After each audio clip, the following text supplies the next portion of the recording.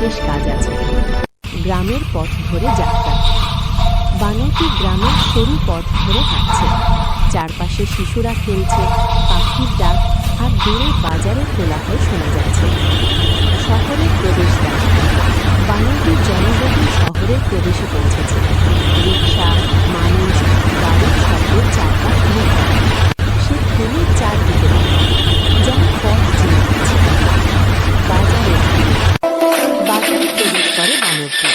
ফলের দোকান, সবজির ঝুড়ি, মশলার গন্ধে ভরা টেবিল। মানুষ তাকে দেখে অবাক, কেউ হাসছে, কেউ ছবি তুলছে। বানরটি